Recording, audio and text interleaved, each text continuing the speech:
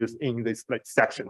Okay, that's all, and I would like to welcome Tom from University of Single. No worries. So thank you everybody for attending the session or making this part of your day. Thank you also for the very nice welcoming words. So let me dive right into it. The title of the paper with my colleague Marcus Naranek is Inequality and Environmental Impact from Food Consumption. Can the two be reduced jointly? So let me briefly start off with the key messages that I would like you to walk away from this session or from this talk with. So we find that there are several theoretical considerations that predict opposing effects of income inequality on a society's environmental impact. And the results that we present, or that I'm going to present, that we find in this analysis, is that in the past, decreasing inequality was always associated with an increase in climate gas emissions. So whenever policymakers implement new policies that address income inequality, want to decrease it, that can potentially have detrimental effect on climate gas emissions, and therefore need to be accompanied with other measures. And the interesting thing is, though, when we look at the use of or the consumption of carbon intensive food products, we don't find such a trade-off. So there, when inequality reducing measures are implemented, then the consumption of these products decrease automatically as well. So let me start now with the motivation of that work. So we have two profound concerns in many societies that include the deterioration of natural environments, such as rising temperatures, soil degradation, less biodiversity, or microplastics in the sea.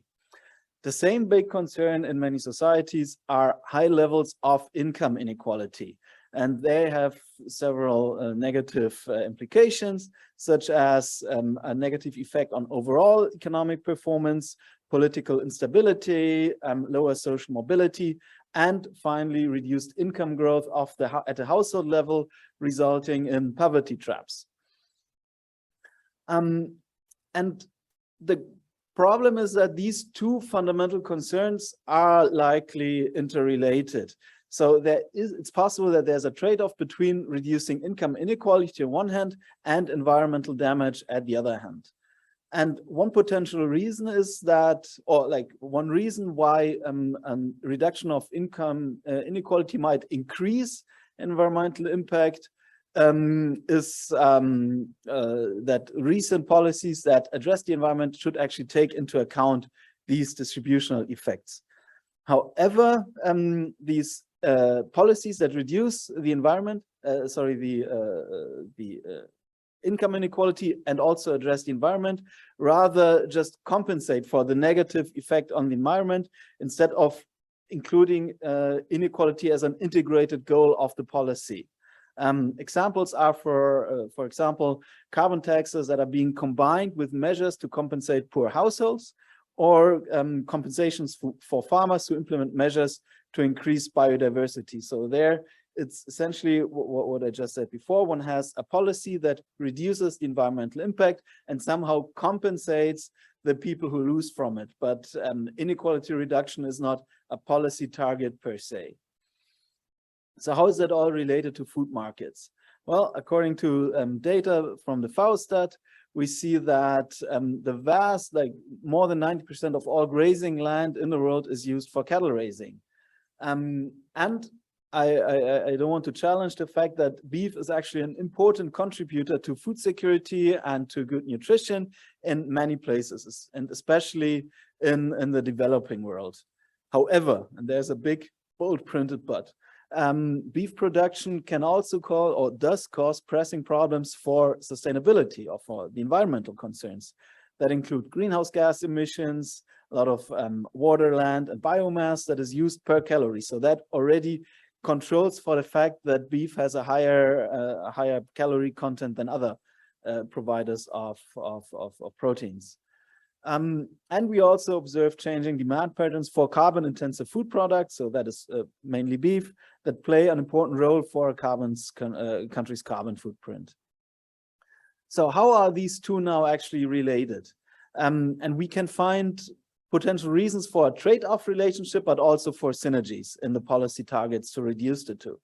And the first one is the behavior of consumption or in households, and where we observe a decreasing marginal propensity to consume with increasing in incomes. What does that mean? Well, that means that richer households use a smaller share of the income for actual consumption. And if one would redistribute money from the rich to the poor, that would mean that a bigger share of that money is actually used for consumption, which is then related to emissions. So yeah, that's what I'm saying. So inequality reductions would, following that logic, increase the environmental impact of a country. However, we also can theoretically conceptualize opposing channels that predict actually synergies.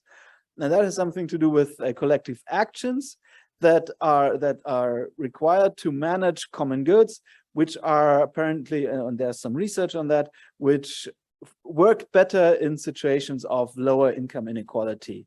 Another reason is conspicuous consumption or status consumption, which means that the consumption of a certain good is used as an indicator of a high socioeconomic status. And it shows that in more unequal societies, people feel a bigger need to position themselves or to signal their own status through their consumption to other members of the society. So there we have actually this increasing effect of inequality on beef consumption. So there we would have synergies from reducing both at the same time. Now, the idea is now to find out which of these two opposing channels, and one can think of more channels. So these are just like two representatives, but how in general, like differently directed channels actually affect which one dominates and how they then play out in the world. So what we do is that we estimate the effect of income inequality on CO2 emissions and on beef consumption. So we have two regressions essentially. And we control for most importantly per capita income, but also the composition of the GDP and the share of the urban population. And the dependent variables are sub-indices like these here, CO2 emissions and beef consumptions. They are based on sub-indices of the ecological footprint, because what is nice for them is that they include the emissions or the environmental impact of all the production that is needed to satisfy a country's consumption through adding imports and subtracting exports. Yes. So, and given that this might be different, like that this relation might depend on the actual income level of a country, we also interact the Gini and the GDP per capita. Now the challenge, and I think on the next slide I'm going to show you briefly the econometric results. So the problem with these interaction terms is that they impede a straightforward interpretation, and therefore we need we use a graphical approach. What I mean by that, I'm going to show in a few slides. So this is our the equation that we estimate.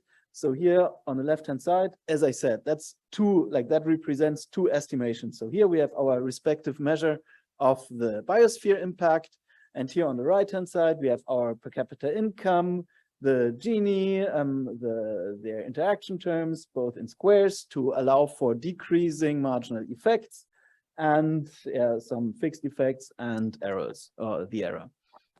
We work with data from, do I have that here now? Okay, we work with data from different sources, but it's like what's important is that it's a country level analysis with 116 countries over more than 50 years, which results in about 3,000 observations. And we rely on a two-step system, GMM, methods of moments estimation, so also called the Arellano and Bond estimator. And to check for robustness, we also use the group fixed effects estimator that was developed published 7 years ago. Now here are now my estimation results. And note that when we want to look at the Gini, it's here and here and here. So this makes it kind of like complicated to interpret that straight away. So what we do in the first step is that we calculate the effects of the sample mean. So we take our estimation, differentiate it with respect to Gini. Or first we calculate it from logs to levels and differentiate it so we can see the net results. And this is what we see here. So for the carbon emissions, we see that a 10% decrease of inequality increases the carbon emissions by 6.7%. And for the grazing land measure, so that's the beef consumption, there a decrease in inequality actually also decreases the consumption of beef. And this is what where we clearly see that here we have this trade-off, like based on historical data. We see that in the past, when inequality went down, climate gas emissions went up. While for the grazing land, we have this synergetic relationship. Now, the marginal effects, they were calculated here at the sample median, right? And the thing is now that this relationship could actually vary substantially across countries depending on their initial level. So what we did now is that we develop a graphical approach to show the effects at the whole sample distribution. And this is how it looks like. And now let me explain you how to read that graph. Here on the horizontal axis, we have the GDP per capita, and on the vertical axis, we have the Gini. The white dots are the respective last observation of each country in the sample. And our depending variable, in this case, the carbon emissions, they are indicated by the coloring. So, and the darker the color, the more emissions. So how you read that is basically here on somewhere here on the right bottom, we have the darkest color. So this is the area with the biggest CO2 emissions. And here on the top left, we have relatively little CO2 emissions. And all of these countries are somewhere in the middle in terms of Gini.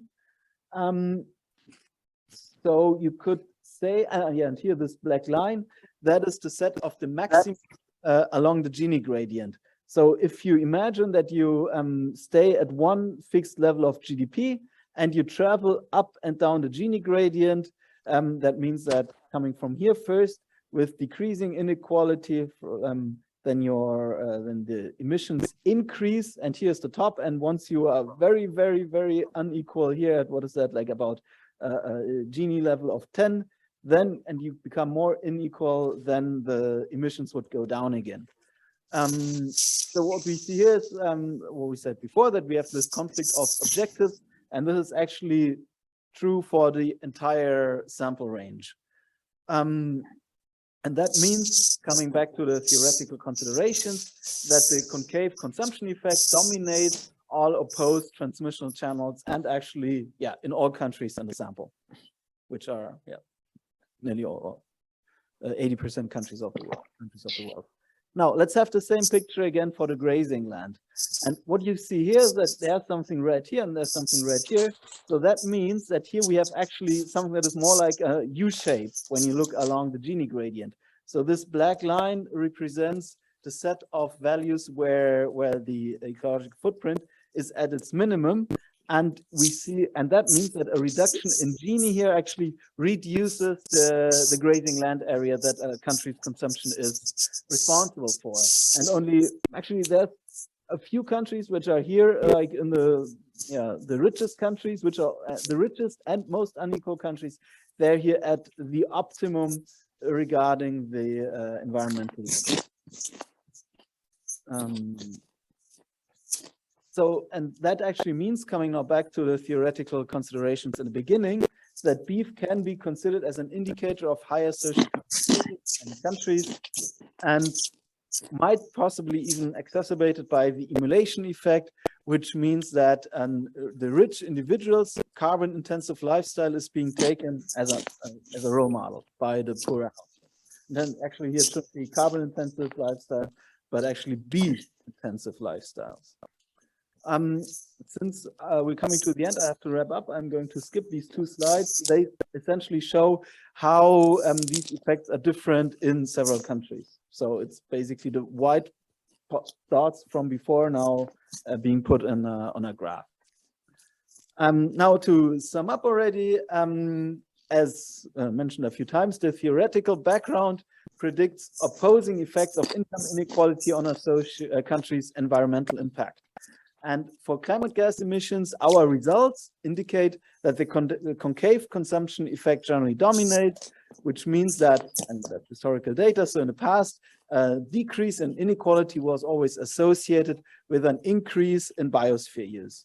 While, and that means that any policy that has the target to reduce inequality can potentially cause adverse effects on emissions unless countervailing measures are employed.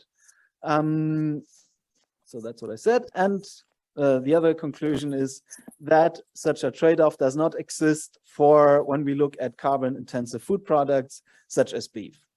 And yeah, that was it. So thank you very much for your attention. And now I'm looking forward to Justin's comments and to your questions. Thank you.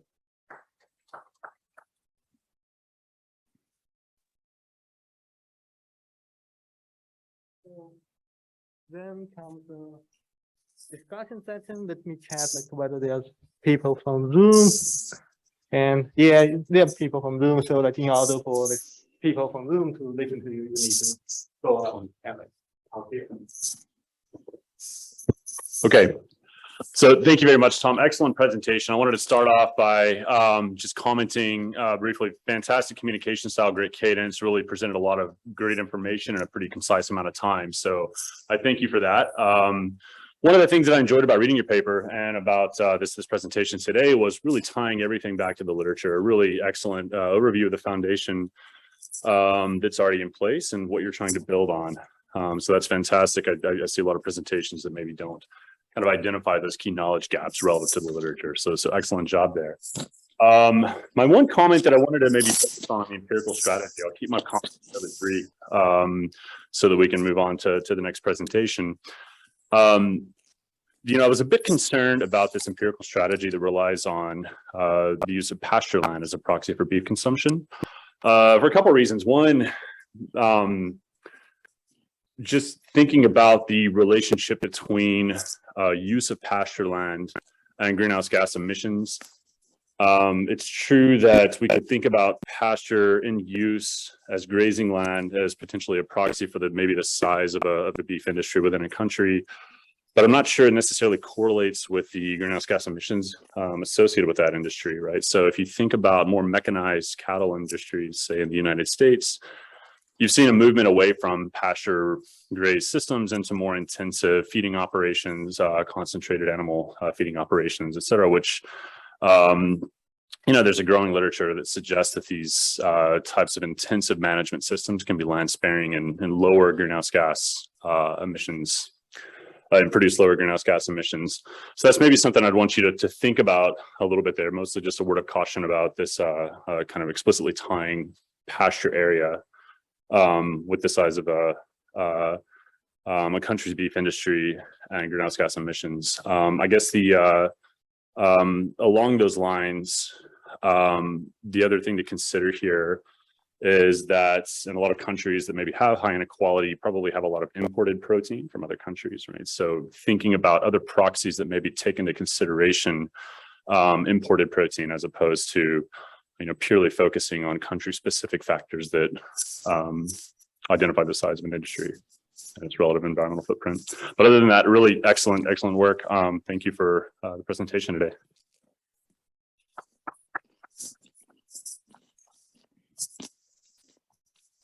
Then we open up for like public question and answer. So like I would like to like get questions from like this room first and then the room online. Okay.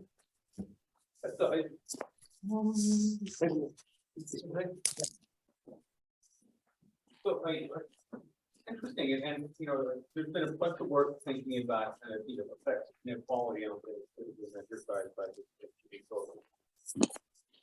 One of the things I often wondered is that implicitly, right, it's not the genie directly affecting them, right? It's the fact that as incomes are getting more or less equal, typically what's happening is you've got people who would often be at the low end of the income ladder are bringing up, and so they're consuming more, more things like whatever.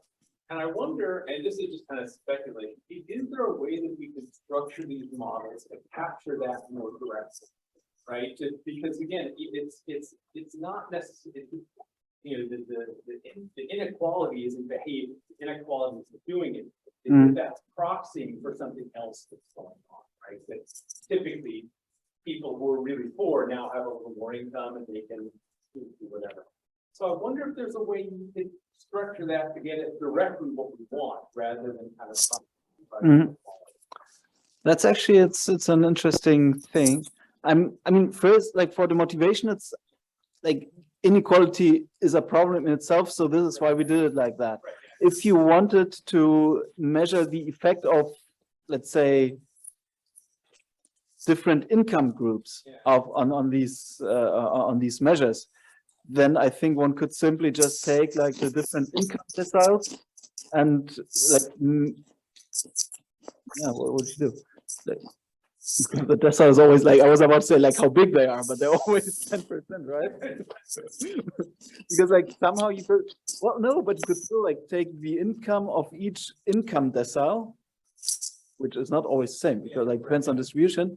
And because like it's on the right hand side, so we can have like all of our 10 deciles, or probably like to start with quarters. So that's actually an interesting idea. And one could certainly, why not? I mean, essentially it's another measure of income inequality then, right? It's just like decomposing this aggregate measure. Like I fully agree, like the genius, it's like putting a distribution into one number, which is like, obviously always like, losing some information. I mean, that's what you want. But given that, given the way how we estimate that, one can decompose it. I think like the challenge then would be from our empirical model is that we have all these cross terms and we have lags, and like for this Arellano bond estimator that increases the number of variables. And if we have like, if we replace 1 by 4, that would just like inflate the number of variables. So that, but I'm not saying it's not possible. So one could like just change to another estimator. But that would be then the trade-off there, to have like a more disaggregated measure of inequality, but then probably have a less fancy estimator. That's really interesting talk. And I just related to Rob's question. I was wondering if there are different types of ways that countries in your example over a very long period of time have reduced inequality. So if you tax the rich and rebate it before, that's you're going to have the expected effects that you're seeing in aggregate in your data. But if you tax the rich and just provide public goods that are sort of not consumption-related public goods, you wouldn't necessarily expect to do that, right? The people at the bottom their spending power has increased, but maybe there's more parks or something, or more land and conservation, something like that. And I wonder if there are ways of kind of digging into the history of some of the countries in your data set to try to exploit that kind of variation.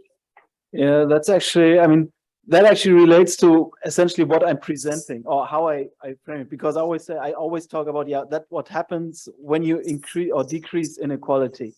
But like, as you say, there are many reasons for changing in a Gini coefficient. I mean, it can also just be economic growth whose benefits like reach more the poor than the rich, or anything like that. And basically probably the way I'm presenting it probably misleads a little bit, that I'm focusing on certain policy interventions, which I'm not doing, because like that's a macro study. But I think what you say is actually like if we want to stay in such a macro level econometric framework, one could use, I'm not sure if such data exists, but like based on some, it should be like some quantitative data set that has like information on like how tax reforms, land reforms, all this kind of stuff, like when they were implemented, where, and then what could actually infer or allow for statements such as the one that you would like to hear. That's a cool idea. The question is like if you have these data, or like else, of course, one can make case studies, but then you know, like you never know if it's really that thing or if it's just a nice story. So, but it's I like the idea, and probably that would like allow for the next paper. I should probably read the paper to understand that. For now, I don't quite see how inequality in itself, outside and beyond the income effect, how inequality itself affects the result. Well,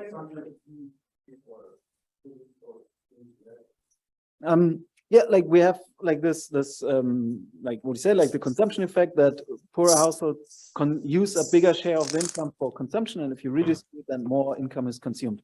And the other, like, and that's only one example or two examples that I gave, is for example collective action. That there's evidence in the literature that collective action works better in more equal societies. So collective action, for example, in the protection of public goods, in environmental legislation. So you see that there's a correlation between the inequality, like also across many countries, like similar to what we're doing here.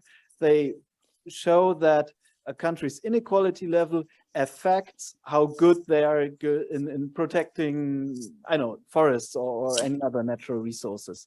And from this, then we can, or like this is like how we explain that transmission channel, that in lower income inequality countries, you have less emissions, so to say, because environmental regulation laws are more strict.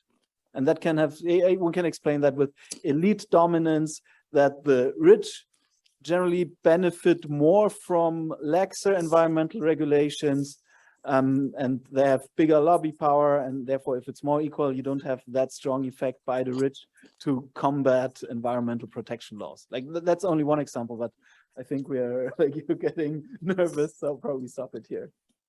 So thank you for your comments.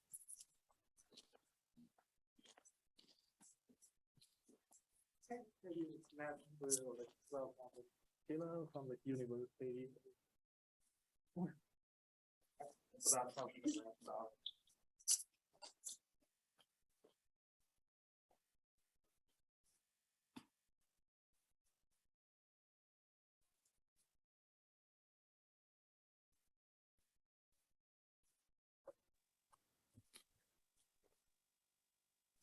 Could the participants who are unmuted please mute themselves so we can better hear the presenter? Thanks. Okay. And I did see that there were other questions for your presentation in the chat, but maybe you can go through that after. Yeah. Okay, so I'll start. So hi everyone, I'm Chilla and I'm a PhD student from Binghamton. Oh, thank you. Sorry, I'm not that tall. So I'm Chilla and I'm a PhD student from Binghamton University. And today I'm presenting co-authored work with my advisor, Professor Neha Khanam. And in this paper, we asked the question, who benefited more from COVID-19? Who benefited more from cleaner air during COVID-19 lockdowns in the United States? So in the past 2 years, there's been a lot of studies that tried to answer the question of how COVID-19 lockdowns affected air quality, and most of them have found improvements in air quality. And this is consistent in several countries around the world and also in the United States. However, there's been much more limited research that look at the distribution of these benefits. In the United States in particular, minorities and people of color tend to have an equal access to environmental goods, such as green space or cleaner air. And this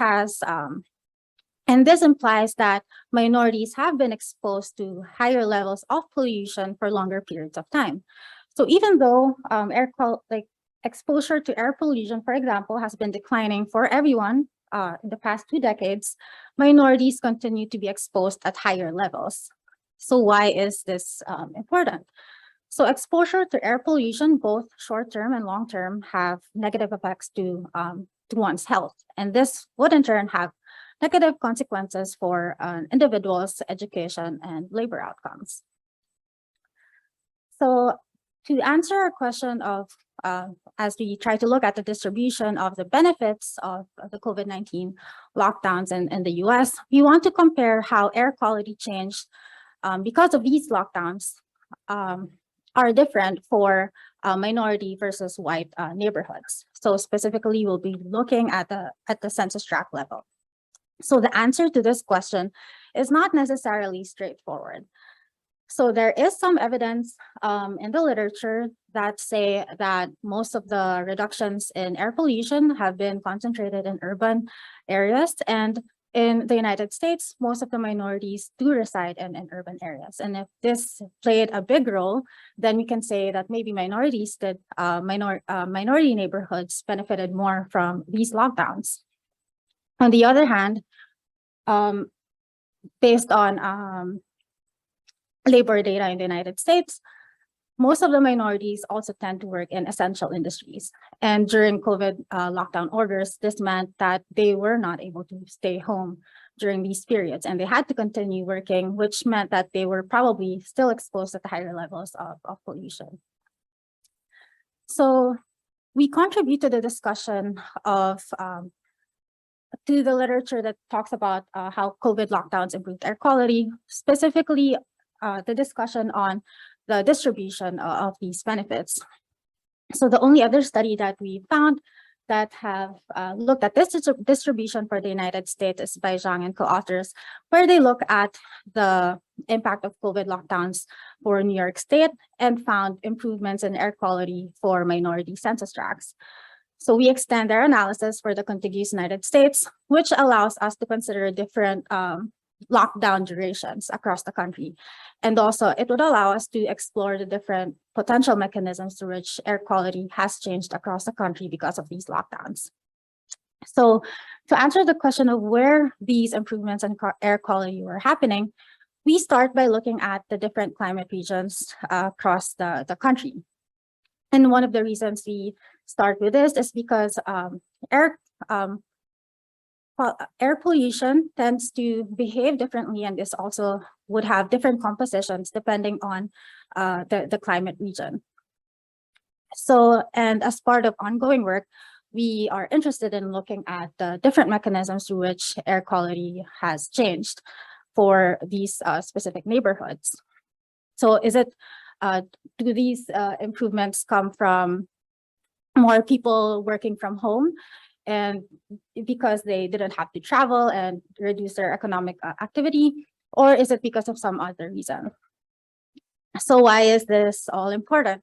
Since most of the lockdowns have already been lifted, obviously we cannot use lockdowns as a tool to improve air quality in the country. It's very expensive economically, and it's just not sustainable in the long run.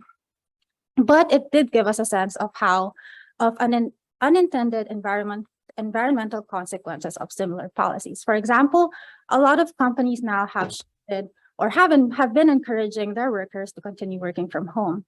And it's important for us to understand if these kinds of policies would have unintended consequences for different members of the population. So in our study, we focused on the 6-month period surrounding most lockdown orders in the United States, which were around March and April. And we're using previous year's data from 2015 to 2019 as the baseline comparison. For air quality, we're using 2 different measures. One is monitor data from EPA.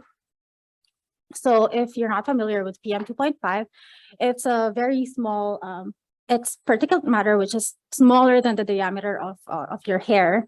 So it's not good for the health because once you inhale it, it can easily go through your bloodstream and into your lungs.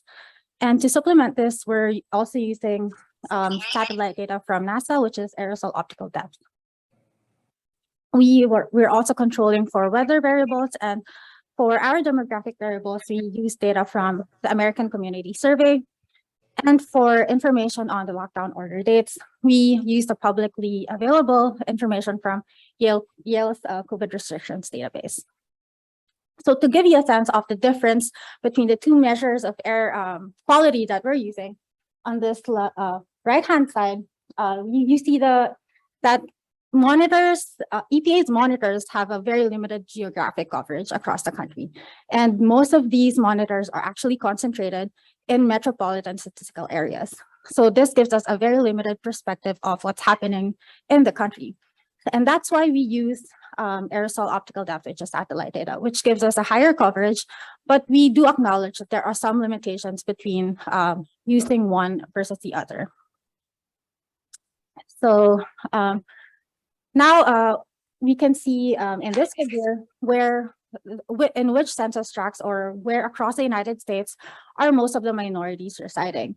And similarly, one of our observations is that most of them also reside in urban areas or in large cities. So we define a census tract as a minority census tract by comparing its minority share to the median minority share of the state that it belongs to.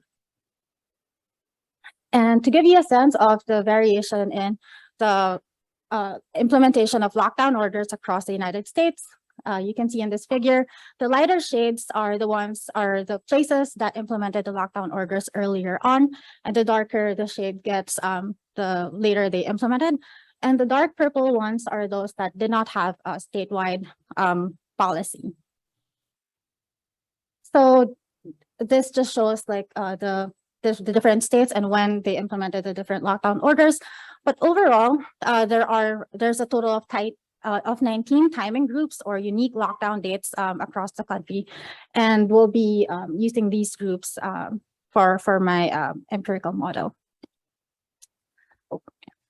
So there's been a lot of discussion about the new differences literature and how using a two-way fixed effects model when there is staggered treatment adoption would give us biased results.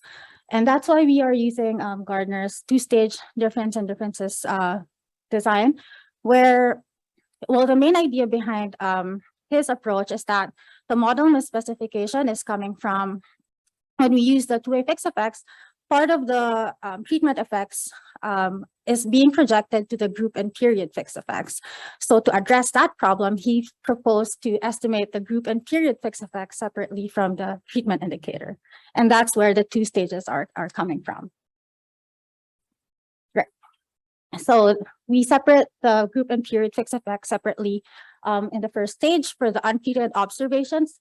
And in the second stage, we can get the treatment effect for the treated observations. So here, Q represents air quality, and X is the vector of weather variables.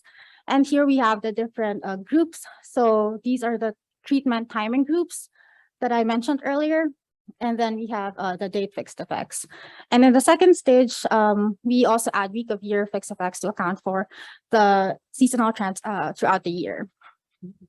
So our main model is the triple differences design. And one of the main reasons we chose Gardner is because it's Gardner's model is because it's flexible enough to that allows us to use triple differences. So similarly, in the first stage, we estimate the group and period fixed effects separately and with these interactions. And the treatment indicator lockdown times minority is estimated in the second stage. And in the triple differences, what the main identifying assumption that we want to hold is that the difference between air quality for minority compared to the white census tracts would have evolved similarly for the treated and control groups. And we tried to show this with an event study that accounts for staggered adoption. So on the bottom figure, this shows the event study for the triple differences. And we show that we see that for all the pre-treatment periods, there is nearly no difference between the minority and white census tracts, which supports our hypothesis. And we see the same for our AOD measure. And to go over some of our results. So on average, we find that our results are consistent with what the literature has found. that we see reductions in air pollution because of attributed to the lockdowns. However, the magnitude that we found is much smaller than what the literature has found. And we believe that it's because we are accounting for staggered adoption, and also we are using multiple previous years as baseline. So to give you a sense of the difference, like this is 1/4 of what other literature have found when they use the single year data. And to give you a sense of where these improvements are happening, I show you the different climate regions across the United States. Overall for AOD, there's a general improvement in air quality. But for PM 2.5, which is, as a reminder, mostly located in urban areas, we see that for the southern and east north central climate regions, there have been increases in air pollution. And for our the result of our main model, we actually didn't find any difference in exposure in air quality exposure attributed to the lockdowns when we look at monitor data. So it meant that minorities and white neighborhoods had the same improvements in air quality. However, when we look at the AOD data, which covers which is not restricted to the urban areas, but covers the rural and the suburban areas of the United States, we found that minority neighborhoods were actually exposed to slightly higher levels of air pollution. And to give you a sense, this is 26% relative to the mean. So looking at the results separated at the climate region level, these we find that our result for AOD is actually probably driven by the southern climate region, where minorities had experienced these higher levels of air pollution. And for PM 2.5 earlier, we didn't find, like on average for the country, there's no difference. But when we look at the different climate regions separately, we see that there were actually improvements for minority census tracts in the East North Central region, but there were increases for minority census tracts in the Southeast climate region. So to summarize, our results are consistent with existing literature, but with a staggered adoption. We find that the effect of lockdowns on air quality is actually much smaller than what the literature has found.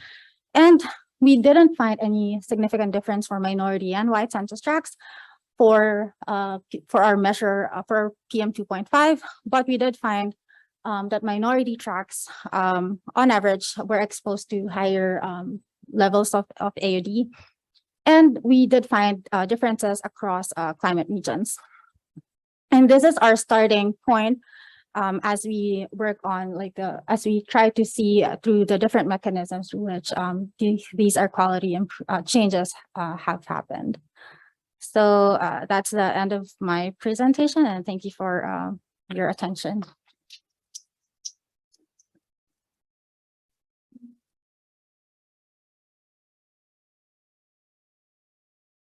So I will discuss this paper. So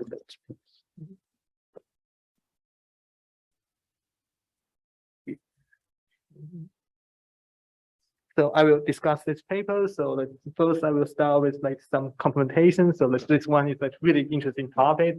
It studies the effect of lockdown, the distributional effect of lockdown on different people in urban area in general, I believe. And it's the conventional wisdom is that this kind of distribution of effect, distribution of air pollution is driven by salting, and this lockdown provide a really good natural experiment to test whether this is truly driven by salting or driven by salting for highway or salting for factory or etc. And it did address the bias from the two-way feedback model with really recent literature, and use technique from really recent literature, which is really good. And I believe my major concern is about the parallel trend from different diff model, general different diff model. So it's you are comparing central tract in I believe in one group you have California and Colorado in the same place. So it's like really hard for me to imagine a region which is a valid like control like regions for like California as well as like valid control area for the Colorado, given that they are like really different. And so I believe another option for you to try is maybe like synthetic control, which you can find much better like treatment group and control group. Another like major concern from my standpoint is that the definition of the minority central tribe is like relative term. So it's like relative like state average. And your interpretation is that like there will be some kind of like general like national impact. So I believe like if you want to like interpret it at the national level, you might want to have some kind of like minority definition, which is consistent in the national level, for example, like national median or like group median, for example. And that will be all for my discussion. And in this point, we are first open to like question and answer from like Zoom. So like if you have any questions from Zoom, you can just like turn on your like camera, or you can text in some like chat to ask any question regarding this presentation.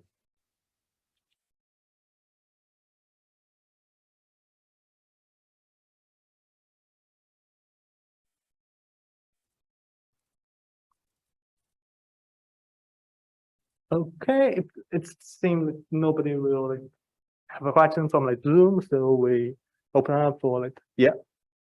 So I think it's really interesting work, and I was wondering if you could talk a little bit more about the mechanisms.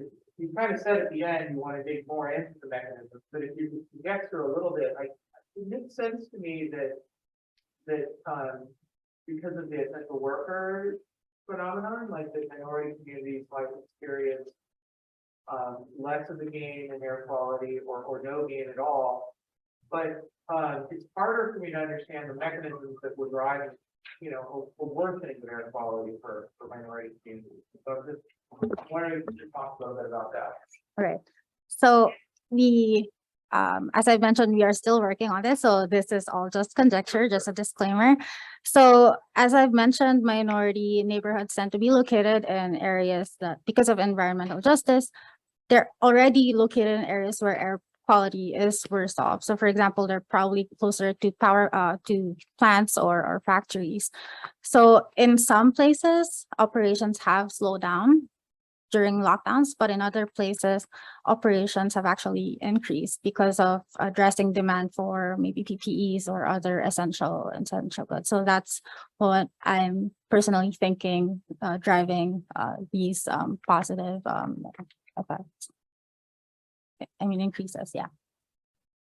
Have you thought about, this question is broader than just what you're doing, but in general, have you thought about, so what kind of thing after, you know, like, so suppose we find that minorities or poorer communities have been more affected by, or less affected by lockdowns and things. So what if we find that what is significant? Would this be ground for some sort of policy, any kind of policy? What will happen next? So this is where understanding what mechanisms were happening plays into part. So for example, if we are able to point out that, okay, this is driven by people mostly working from home, shifting to working from home, then it can help us understand that it would have some negative or positive environmental effects for minorities. And we have some at least baseline estimate for that. And because there's a lot of efforts that's trying to address environmental justice issues, especially in the United States, if we don't consider the unintended consequences of similar policies, then we're probably, you know, not going to address the problem as efficiently as you would have wanted.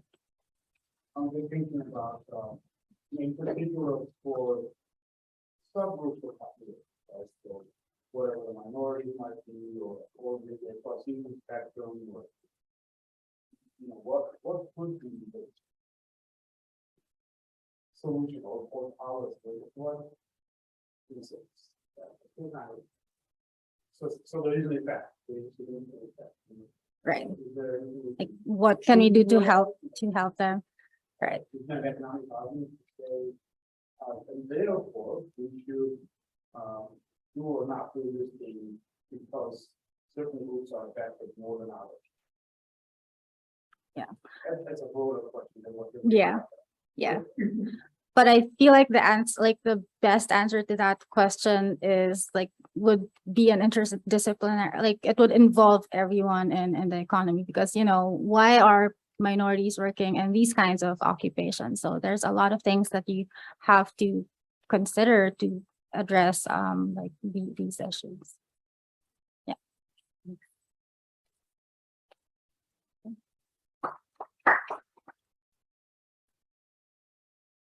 Okay, I believe that's for like Sheila's session, and we will welcome like Justin Baker from like NC State to present his paper about. Okay, great. Thank you. So now for something very different. So we're going to move away from the empirical space, and we're going to look at how we think about distributional consequences of policy changes in the context of structural optimization models, right? So I'm going to present a paper that I should probably pull up. That'd be a good starting point here. Bear with me. I'm going to present a paper actually looking at emerging policy challenges and considerations in the state of California, specifically related to groundwater management and climate policy. And I'm going to think a little bit about potential interactions between the groundwater conservation efforts.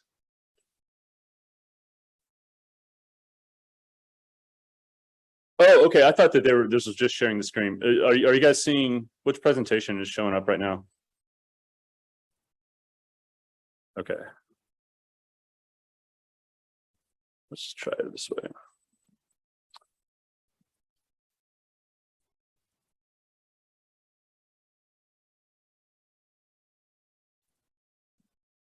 We should all be used to this, right? Now, it's still the others.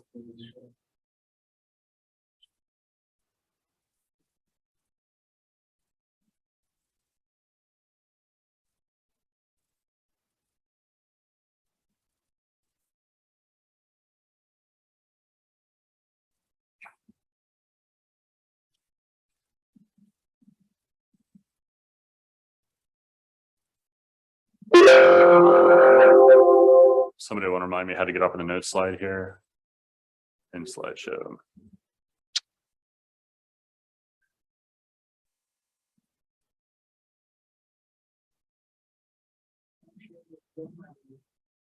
Yeah, I don't know why it dropped that time. I think the first have to start because. Yeah, we can do that. Yep. Okay. Okay, sorry about that. I like to judge when people have Zoom issues this far into the pandemic, and of course it's my turn now, so apologies.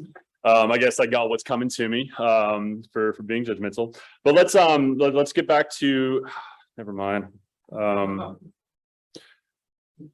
So the topic of today, I'm going to focus on some emerging policy considerations in the state of California. And how changing climate-oriented policies and groundwater conservation policies might affect agricultural land and water use decisions.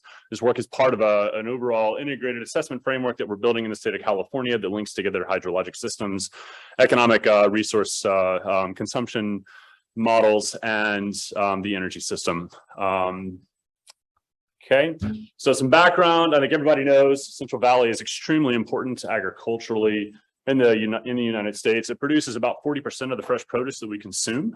So very important agricultural region, and a focus on higher valued crops, fruits, vegetables, citrus, tree nuts, and grapes, of course. But at the same time, due to the fact that everybody wants to live in California, high population growth rates, climate stressors, and other policy considerations, surface water in particular is over allocated and very limited, and water is needed as a key input into the agricultural system.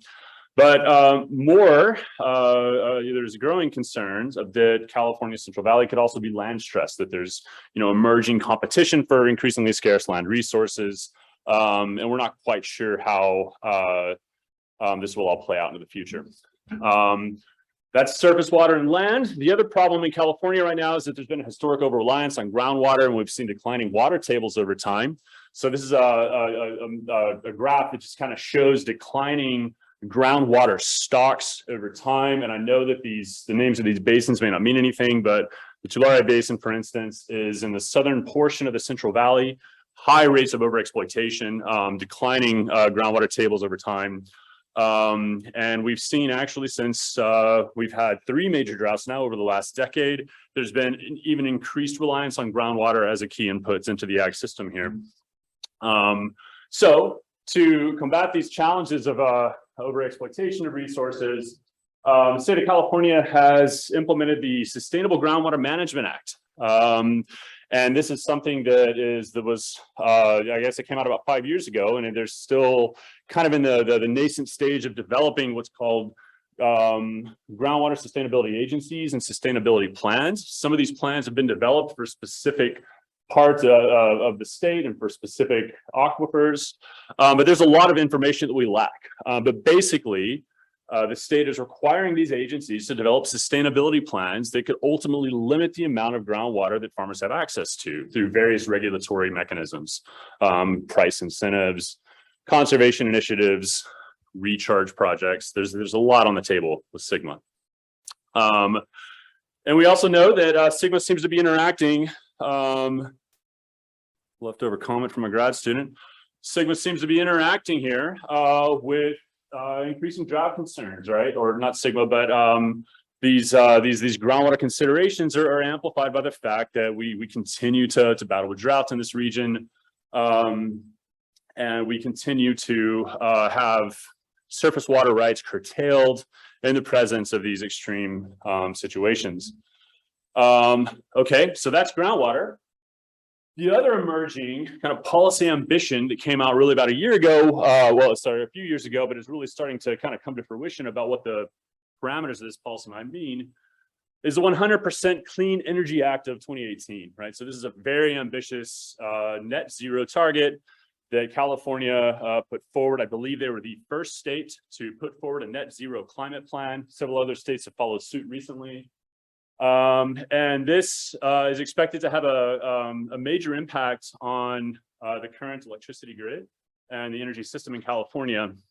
And in particular, there's expectations that you could see utility scale solar increase by more than 5 times in the state. And I don't think I need to spend a lot of time here, but anytime you're investing in utility scale solar, there's typically some significant land requirements associated with that. Right. So there's now some questions about where does the land come from? The Central Valley is in a unique position, high solar radiation, kind of perfect for solar power. It's not necessarily, a lot of those lands are not necessarily close to demand points, but really from a physical perspective, ideal for solar generation. So now we are faced in the Central Valley with this confluence of policy factors, right? We need to manage groundwater more sustainably. We need to prepare and make our agricultural systems more resilient to climate change. We need to prepare for continued population growth. And we need to find the resources available to hit these long-term decarbonization targets, which will affect resource demands from the energy system, right? And so when we think about how the current highly valuable agricultural system in the Central Valley will interact with a changing energy system, there's some important considerations, right? We typically think of climate-oriented policies as doing a couple things. It could introduce new derived demands for land, either as sources of carbon sinks or as necessary resources for the energy system. This could ultimately affect relative rents or the opportunity costs of agricultural land. And simultaneously, the emergence of groundwater sustainability policies could limit irrigation supplies, right? That could also affect the distribution of agricultural rents across space, across crop types.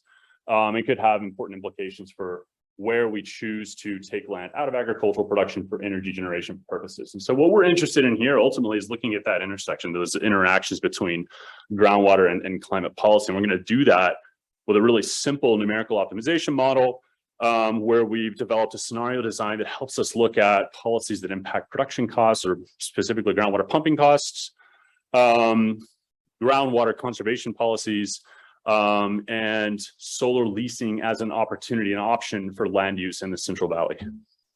Okay, so we develop a simple optimization model, and we do that because right now there's little empirical evidence here in the Central Valley of how policies like Sigma, or how investments in installed solar capacity could affect land use decisions. There's more, and I guess, emerging empirical evidence that energy prices in the state have had an impact on agricultural production decisions, but these are fairly new policy considerations, and we can't do much empirically at this stage, so we're taking a modeling approach. Okay, I'm going to skip this conceptual framework in the interest of time, but the point that I wanted to drive home is that these policies could have an influence on management decisions at both the intensive and extensive margins, right? And so that's one thing to keep in mind that we're really trying to highlight here within the context of this kind of simple linear program, which is described in fairly generic terms here. So we have a simple hydroeconomic model, and what we're trying to do is kind of maximize or optimize the net rents from agricultural production, as well as rents or solar lease payments from land that converts from agriculture to solar generation in the Central Valley. We do that with a cost function that's calibrated to local data, including water costs that are spatially explicit, and I'll get into that in a moment. And then we include a range of kind of physical and economic constraints that I'll just kind of go through quickly. So within this model, this picture does not show it very well. I'm sorry about that, but we have about 26 independent subregions where we've compiled a broad range of spatial data, including kind of cropscape, remote sense information on the distribution of certain crops, spatial explicit groundwater monitoring well data from the state of California. And we've combined that with the best available information that we can, that's publicly available on production costs, prices, and other parameters that you need in a framework like this. We've introduced land constraints so that we can limit kind of total land use or the allocation of land within a given subregion across all of our kind of J crop types and K production technologies to be less than or equal to some initial land endowments. We introduce regional and region-wide crop mix constraints so that we're not deviating too far from an empirically observed production trends across different crop types. And finally, we limit surface and groundwater supplies to be less than or equal to what we've observed, consumption levels that we've observed historically, and there's some limitations for that approach. One of the things that I like about this is that we're trying to take advantage of rich spatial information on groundwater pumping heights to differentiate pumping costs across space.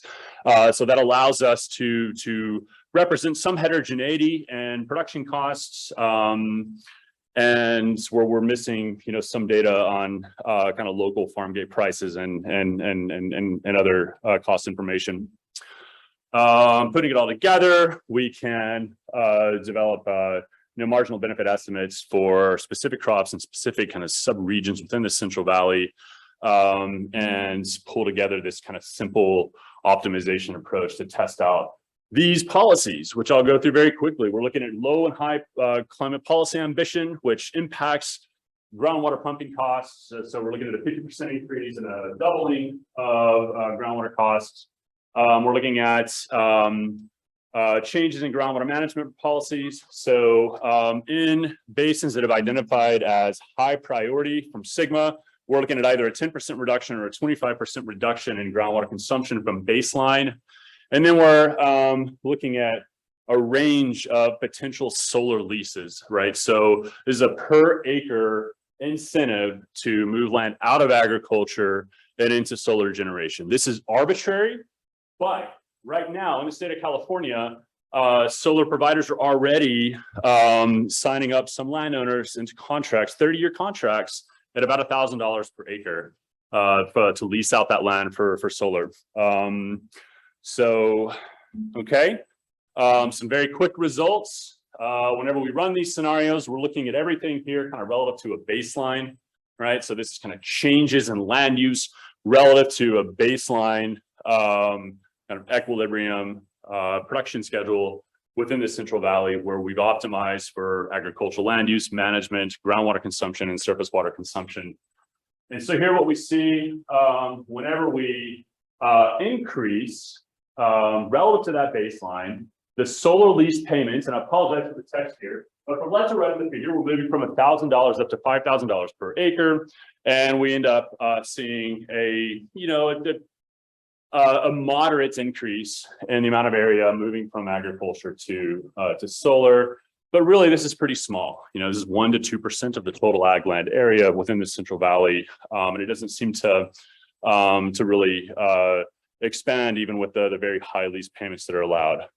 The other thing that's interesting is whenever we add in these alternative pumping cost schedules of 50% higher pumping costs, 100% higher pumping costs, we don't see any more responsiveness on the extensive land use margin, right? We see small adjustments in the amount of land moving from ag to solar, but very small. And so what's happening instead is whenever we increase groundwater costs, rents are so high from some of these production systems, these high valued crops, that you just make you end up seeing more intensive margin adjustments, some changes in crop mix strategies, some changes from high intensity to low intensity irrigation, but you don't see changes in land use. However, and this is the punchline slide, whenever we do implement Sigma, right, when we move away from price-based instruments that affect the pumping costs to quantity-based instruments where we're conserving groundwater, we start to see some complementarity between our solar lease payments and groundwater conservation. And specifically, whenever we look at a 75% cap on groundwater or a 25% reduction relative to baseline, we end up seeing a more than 4 times the amount of solar adoption. And so we end up seeing solar on about 4 to 5% of total cropland within the Central Valley. That, I think is significant, but it takes this interaction between very stringent groundwater policy and very high kind of solar lease payments to really see that kind of land use change. So I would maybe make a case that concerns right now that we're going to take all land out of agriculture in the Central Valley and put up solar farms are maybe a little overblown. We can look at the spatial distribution, just kind of close with the point that agricultural land use is responsive to these solar lease payments, but net conversion is pretty small across all of our simulations. However, we do see that Sigma constraints kind of shift or change the opportunity cost of agricultural lands, and we see more of a land conversion in those contexts, but it also changes the spatial distribution of where we invest in solar. And sorry, I didn't get into that, but I need to stop. Okay.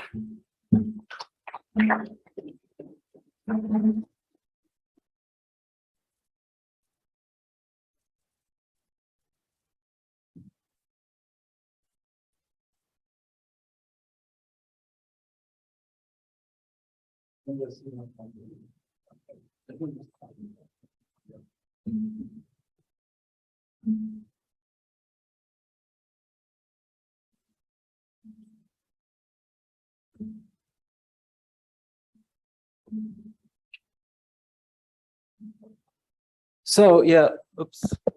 Thank you for this interesting talk. Yeah, I just can say the same thing. Like, it was a very clear presentation. I especially liked how you motivated the paper with the two different policies and how they interact and how that is becoming important in the future. So yeah, that's what it says here. We have this increase of area dedicated to solar power production and the groundwater policies, and that we will likely have, that's actually at least how I got it, that it's pretty clear that there will be substantial cuts of water rights. So that's an interesting and innovative research question to look at these two sets of policies combined. And we're also like, it was very clear to me from the beginning what the plan of action is, what you're doing. However, and that's like the version that I had yesterday, like that can be like, yeah, we can take it now with a grain of salt. Now it was much clearer what you did, and especially what the results are. I had somewhere it said like low and high irrigation intensity in your model, and I was wondering why that is binary, and I'm not sure if that was still there. That's at least what I saw yesterday, and I was wondering, like, you're making it like you're simplifying there in a way where I didn't see it like how, like from the model perspective, why you need to simplify it there, why you cannot have a continuous measure there. And actually, yeah, and I'm not sure if I got that right. Right now, there are restrictions on water pumping, right, in place. So if I got you right, your baseline scenario did not have them, but probably you make that clear in a second. And the question is also like, are the margin pumping costs constant, and by both in reality and in the model?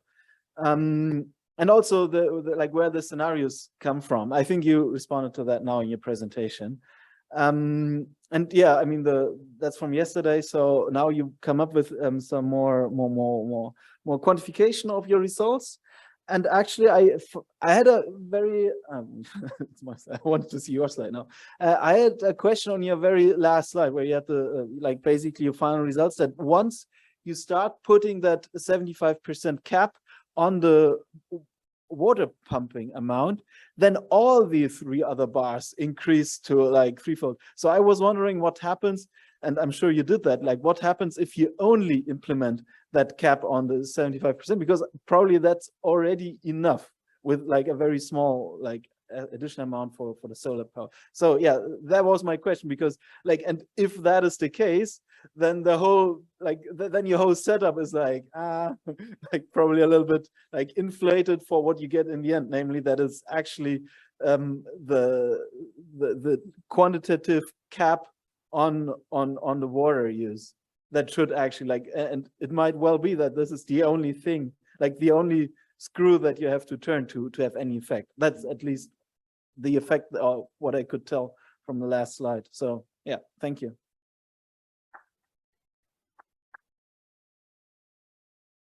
So due to the time limit, we might only take one question for this section. So like any question from the in this room, and also. They can respond to the last question. Yeah. Yeah, so that's a great question. And so I did look at the what happens when we don't have the solar lease payments or the climate policy mechanisms implemented, but we do have Sigma controls. And indeed, you do see some land retirements.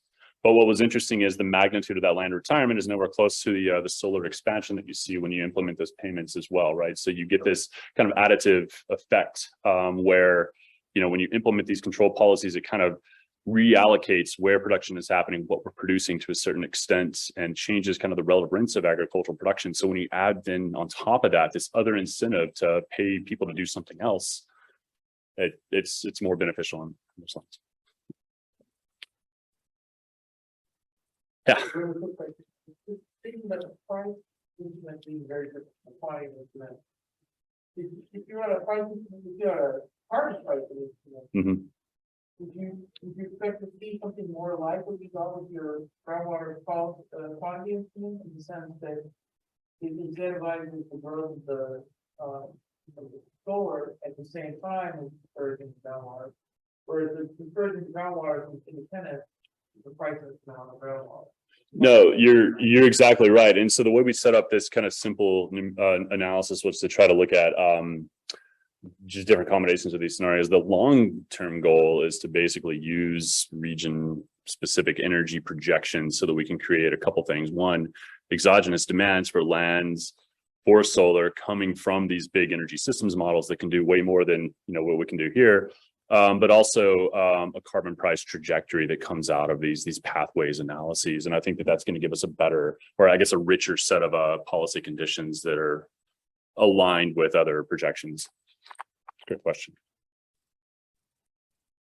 Good, thanks. Okay, that will be it, and I will see.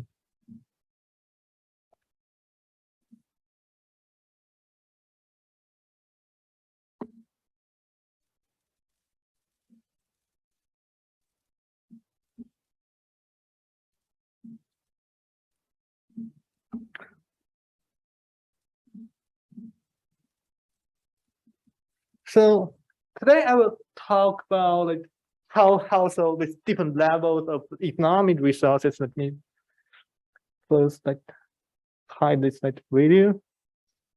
Okay. So today I would like to talk about how households with different level of economic resources will adapt to the climate change induced natural disaster through migration in US East Coast, and how this like voluntary migration decisions is related to the current segregation and inequality pattern in US East Coast, and how increase in the natural disasters in the future can exacerbate such trend. So before we get started, I would like to thank Sasha and Marty for their help on this research, and also thanks NSF for funding this research. So just like general standard, like climate change adaptation general, we can see that there's an increase in the natural disasters, specifically after 2000 in the US East Coast. And in the meantime, the coastal population in the US East Coast, which is vulnerable to both of these natural disasters and sea level rise, increases dramatically in the recent 2 decades, and it's still continue growing right now. So if there's no adaptation strategies being taken by this kind of vulnerable coastal communities, then this kind of damage from like natural disasters is likely to happen again in the future, which will cause more damage in the future. So in this sense, we are specifically interested in how households which experience this kind of natural disasters will react to these natural disasters through migration. And specifically, we are interested in how household income can affect their migration decision, how they adapt to the natural disasters through migration. So to test this hypothesis, we use the data set from I believe I jumped too fast. So some past literature gave us some hint about how natural disasters can change the neighborhood composition in the coastal natural disaster prone regions.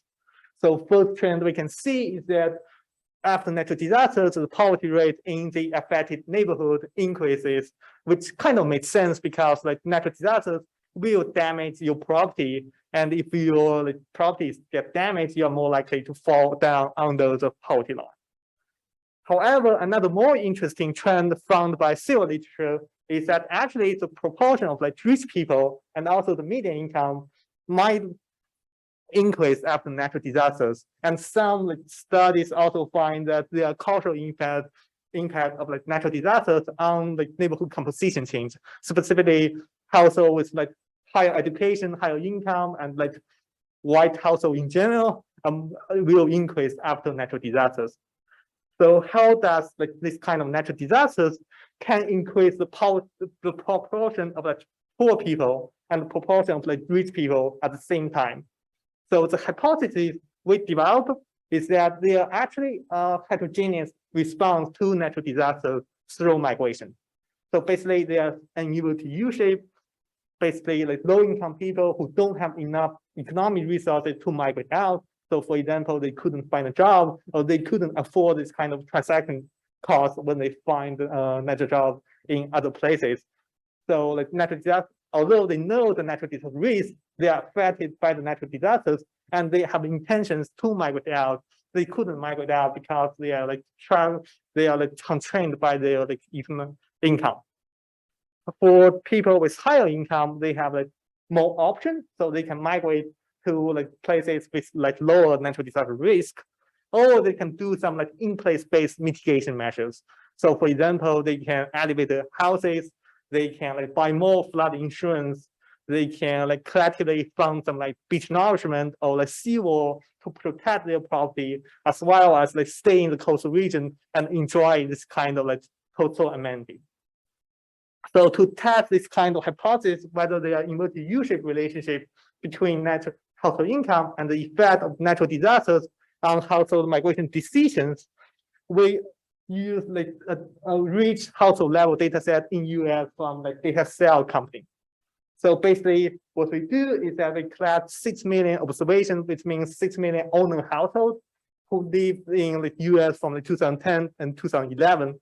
And we study how past natural disaster events affect their migration probability from 2010 to 2011.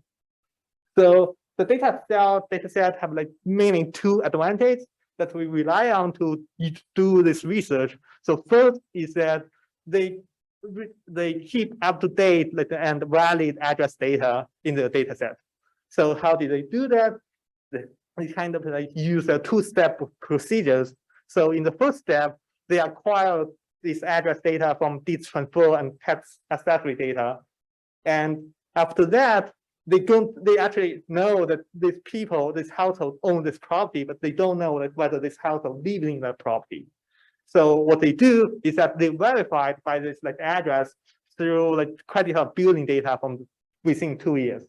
So for example, if like they know that this household owns this property and they know that credit card billing for this household is sent to that building, they know that this household is likely to live in this place in the past 2 years. So that makes sure that like if people's address change from like 2010 to 2011, we know that they actually migrate in this period. Their living address is really changed. And another good thing about data set is that they provide comprehensive estimated income for all households in their data set. So basically, they predict their data, all the income data from the survey and also some kind of big data method. And then they match this kind of like trend with kind of like aggregate statistics and find that it's match really well. And as a commercial data set, they also like working really hard to like find the household with really high income people. So basically what they find is that the household who have like really high estimated income, like who have like top 1% of estimated income in the data set, are also like more likely to live in the single family house. They are generally in the metropolitan regions. They are golfers and they work in like professional and managerial positions. So basically it matches what we anticipate about like people with really high income. So based on like all these things, like how they like identify people with top 1% income, we divide the household sample into 4 income groups. So basically what we did is that we divide household into like low income household, which have like 0 to 50% of income in the data set, and which mainly have like below than like $73,000 in annual income. And also we have like middle income households who have like 50 to 90% of income, high income people who have like 90 to 99% of income, and top 1% group, which generally have like larger than like $454,000 in their annual income. And to study the effect of natural disasters on this like different income group, we interact this kind of income family variable with the disaster intensity, which we use average fatality rate due to natural disasters in past 4 years to approximate this kind of natural disasters. And we also include some like household characteristics like race, like whether they have children or not, whether they are married or not, and also some like neighborhood characteristics, which, sorry for that. Oh, it's interesting. Let's see. Maybe people can things.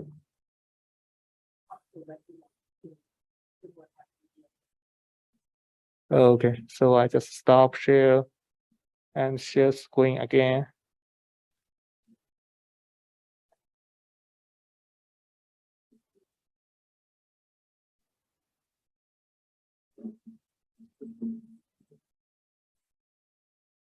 Oh, that's interesting. Let's first see.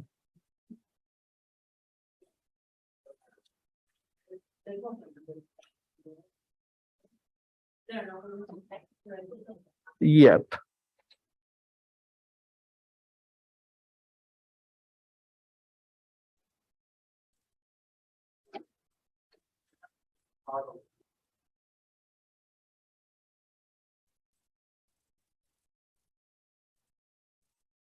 You still see it just fine here. Yeah, it's still here, and it's like for Zoom you can see that, but I believe there's some issue here. I would have.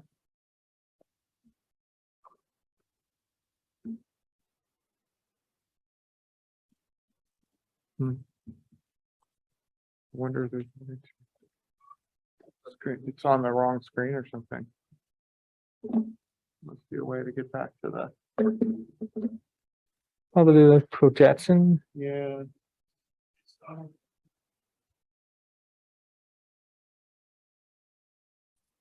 you were presenting it. Yeah. I just like separate them off. Got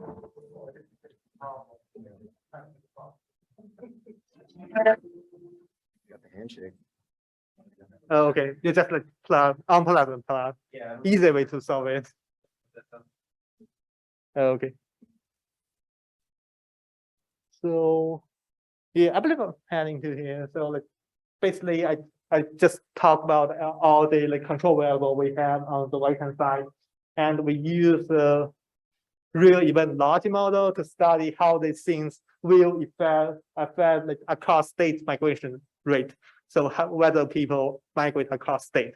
So the reason why we use this kind of across state migration is that this kind of across state migration is like long range migration. So generally you will change your house and you will change your like labor market. So it's a big decision, so that people need to be careful about that.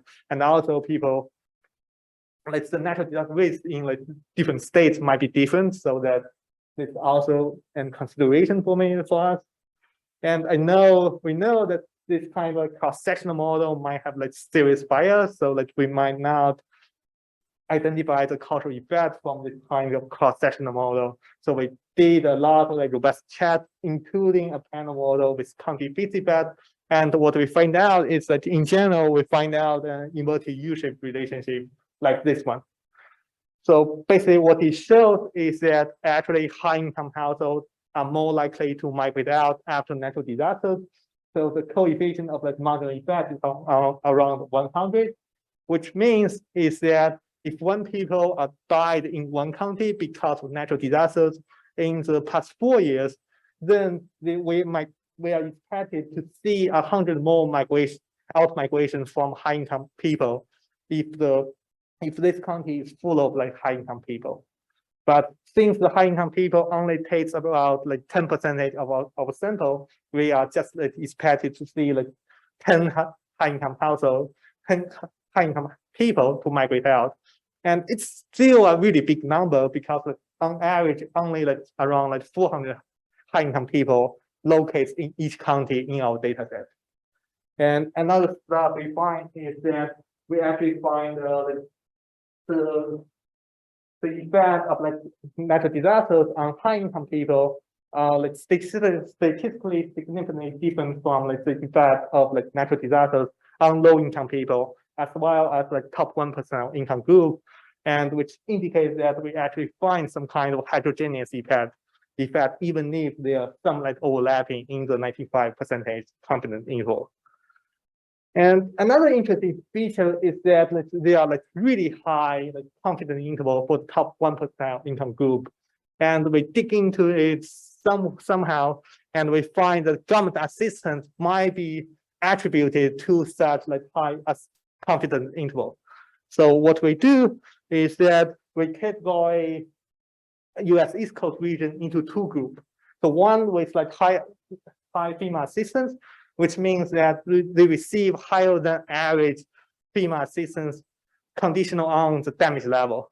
So basically, if they receive the same like damage from the natural disasters, they are more likely to receive like more like FEMA assistance in these regions. And what we find out is that actually like the top 1% income people in the like low assistance region, they are more likely to migrate out. And however, if they are located in the high assistance region, they are not that affected by the natural disasters. Which this one is like really the preliminary result, but indicates that government assistance might provide incentive for people with really high income to stay in the coastal region, even if the like natural disaster risk increases. So just like a quick conclusion, we find an inverted U-shaped relationship between natural household income and migration decisions in response to natural disaster risk. And as like natural disaster events happen and increase in the future, more and more high-income people will migrate out from like coastal regions, and like low-income people and really high-income people will stay in that region. We are expected to see more and higher inequality in the coastal regions, And at least to partially reverse that trend, government might consider some policies which enable the low-income household to migrate out if they have intentions to do so. And that's all.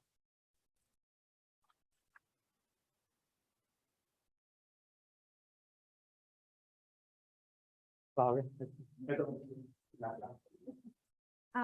So I won't be spending too much time with my question, so that you would also have your chance to ask your questions, because I can just give mine to Kunshin. But the main question that I had while reading your paper is, like, first of all, I feel like it's really interesting and it's very intuitive and relevant. But my main question is that you say that low-income households were not moving, and one factor that you attribute to that is the cost of moving. So I'm not sure how different it would be for here in the United States, but like for countries like the Philippines, one reason why low-income households like would not move even after a disaster is because their family lives there, like because of the social capital that's within that community. And I feel like there's also like some sense of homophily across I guess counties within the United States. So could that also be a factor for why low-income households are not moving? And I think you can answer that question by looking at your the assistance programs, if that information is available. Like if those low-income households receive assistance, do they actually move, or do they still choose not to move? And I can give you some of my other comments, but I'm opening the floor for your other questions. Okay, I believe due to the time limit, I will only take one question also. Okay. Really interesting stuff. I'm wondering, so I'm wondering about the story. Just so you mentioned that the explanation was that for high income folks that they can afford to adapt and effectively shelter in place more effectively than other people. But I'm also wondering, thinking about what the coastline looks like, if those folks are already in homes that don't even need adaptation to begin with, right? So I wonder if those high income folks are living up on hills and big mansions, they don't have to do anything, right? Their house wasn't damaged. So, I mean, it's the same result. I just wonder if it's the same. I wonder if it's always the story that these folks adapt. I wonder if in other stories they just don't have to adapt. Yeah, we actually haven't thought about that problem, but like, so like the good thing about dataset is that it provides specific address for each household, so we can geolocate area. Elevation. It's something simple. Are the rich folks up on hills that also have, I don't know. I mean, but there would be some interesting things to look at that and saying, is there adaptation happening, or do they tend to be in areas inherently are less exposed? Okay, yeah, I believe we can test that and include it in the future version of this work. Think about things like Katrina, where one of the problems with those minority neighborhoods was they were all flooded. They were the ones that got flooded out, whereas the higher income neighborhoods were higher. Anyway, that's really cool. Okay, I believe that's all for this section. Thank you for attending, and sorry for the late. I was running up with 3 minutes.